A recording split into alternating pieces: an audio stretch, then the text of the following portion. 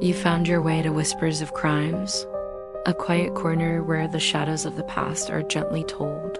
Here, we speak of real crimes and mysteries, not to shock or scare, but to wonder, to reflect, and maybe to help you fall asleep.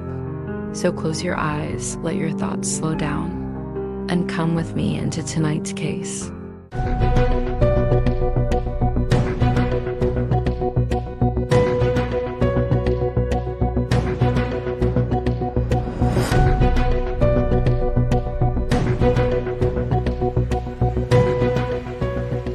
In 1999, a woman vanished from the streets of Hong Kong. A month later, her skull was found stuffed inside a Hello Kitty doll. What happened inside that apartment was so disturbing. Even police needed counseling.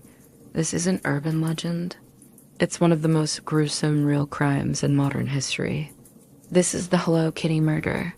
Please be advised, this episode contains content that may be upsetting to some listener. Listener discretion is strongly advised. Chapter 1. The disappearance of Fan Man-yee. In early 1999, the bustling Kowloon district of Hong Kong known for its neon-lit nightlife and narrow, crowded streets became the backdrop for one of the most disturbing crimes in the city's history. It began, as many tragedies do, with someone simply disappearing. Fan Man-yee was 23 years old when she vanished. A young woman with a turbulent past, Fan had grown up in an orphanage after being abandoned by her family. She had spent her teenage years in a girls' home and became entangled with drug addiction early on. Eventually, she began working as a nightclub hostess and, later, as a sex worker, occupations that placed her in contact with dangerous individuals, including members of Hong Kong's criminal underworld. Despite her hardships, Fan had recently tried to rebuild her life. She got married, gave birth to a son, and was reportedly working to stay clean. But in March of 1999, she vanished without a trace. Her husband reported her missing, but with little information and her history of instability, authorities were slow to act. She was just one of many marginalized women living on the edge of society, and for a time, it seemed no one would investigate her disappearance seriously. What no one knew at the time was that Fan had crossed paths with a man named Chan Man-lok, a known Triad member with a lengthy criminal history. Fan had allegedly stolen about 4,000 Hong Kong dollars from him, a relatively small sum, but enough to spark a brutal act of revenge that would culminate in one of the most horrifying murders ever recorded in Hong Kong. Chapter 2. Held hostage in Sem Sho Sui. Fan Man-yee's abduction was premeditated. Chan Man-lok, angered by the theft, recruited two young accomplices, Leung Wai-lun, age 21, and Leung Xing-cho, age 27, to help him exact revenge. In March 1999, they lured Fan to an apartment at 31 Granville Road in the heart of Sem Sho Sui, a neighborhood known for its density and nightlife.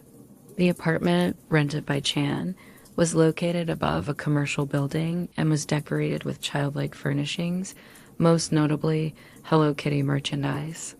What followed was a month-long ordeal of torture, abuse, and degradation. Fan was tied up and subjected to relentless beatings. She was punched, kicked, and struck with metal bars. Reports from later testimony revealed that her captors burned the soles of her feet, poured chili oil into her wounds, and forced her to consume human waste. The abuse was daily, methodical, and horrifying in its cruelty. At times, she lost consciousness from the pain. No medical attention was ever given. Her condition deteriorated rapidly as her captors continued their assault, seemingly deriving pleasure from her suffering. The apartment's cutesy, toy-filled decor provided a grotesque contrast to the hell unfolding inside. This was not a spontaneous crime, it was a sustained campaign of dehumanization. The violence wasn't just physical, psychological abuse was also rampant. Fan was made to beg for food and was ridiculed constantly. At least one of her abusers filmed portions of the abuse.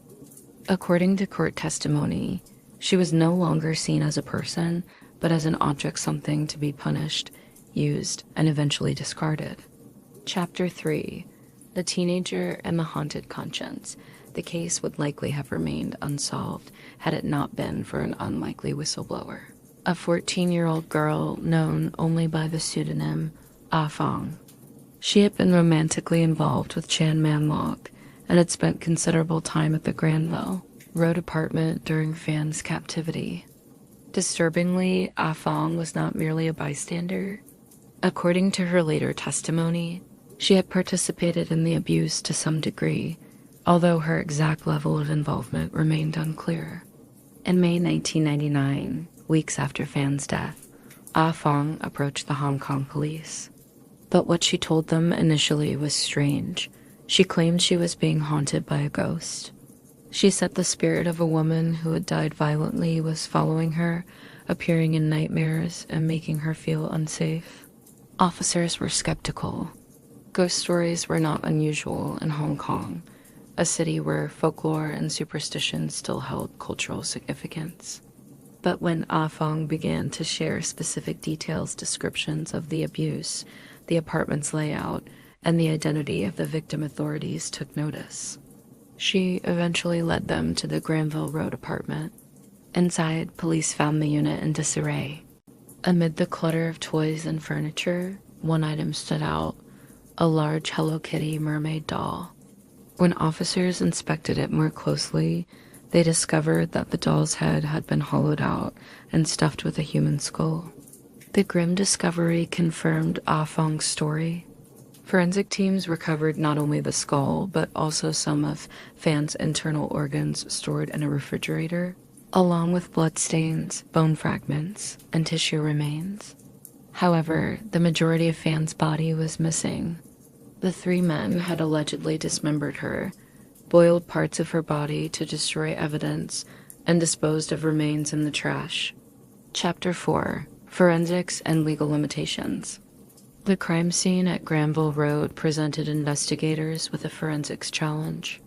With only partial remains, it was difficult to determine the exact cause of Fan Man-yee's death. Toxicology reports were inconclusive, and decomposition had already set in. Although the extent of the torture was evident from Ah Fong's testimony and forensic evidence, establishing definitive proof of how and when Fan died proved impossible. This became a critical factor during legal proceedings. In Hong Kong, as in many jurisdictions, a murder conviction requires proof beyond reasonable doubt of both unlawful killing and intent. Without a complete body or cause of death, prosecutors face significant obstacles in securing murder charges. Ultimately, the Department of Justice charged Chan Man-lok, Leung Wai-lan, and Leung Shing-cho with manslaughter, unlawful imprisonment, and preventing lawful burial, rather than murder. The charges drew criticism from the public, who felt the brutal nature of the crime warranted harsher penalties. But prosecutors knew that pushing for a murder conviction could risk acquittal due to lack of definitive evidence. Ah Fong, though involved, was granted immunity in exchange for her full testimony. Her account became the cornerstone of the prosecution's case. Despite her young age and disturbing admissions, she was considered a key witness, and without her, the case likely would never have come to light. Chapter 5. The Trial and the Public Reaction. The trial began in late 2000 and drew massive media coverage. Newspapers dubbed it the Hello Kitty murder, a nickname that underscored the surreal horror of the crime. The courtroom was packed throughout the proceedings, with journalists, law students, and curious citizens eager to hear how something so ghastly had unfolded in a busy commercial district. Ah Fong's testimony was the centerpiece of the trial.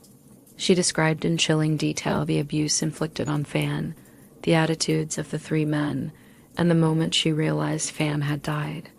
She claimed she saw Fan's lifeless body being dismembered and recalled how the group boiled her head in a large pot to remove tissue and later placed the skull in the Hello Kitty doll to conceal it. The defense lawyers attempted to discredit her, arguing that she was mentally unstable or exaggerating events due to guilt or fear. They also argued that Fan had possibly died from a drug overdose and that the abuse, while severe, had not directly caused her death. But the jury found these claims unconvincing. In December 2000, after a 6-week trial, all 3 men were found guilty of manslaughter and unlawful imprisonment. They were sentenced to life imprisonment with the possibility of parole after 20 years, a decision that, while technically within legal bounds, left many feeling that justice had not been fully served.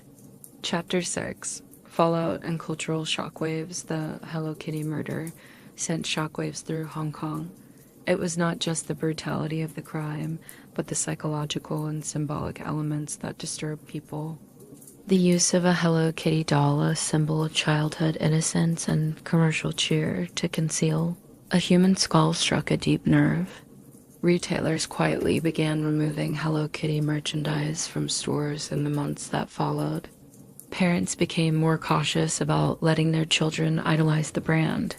Discussions about youth involvement in crime, especially with regard to Afong, sparked public debates about societal neglect and education. Man-yee, in death, became emblematic of how the city's most vulnerable could fall through the cracks.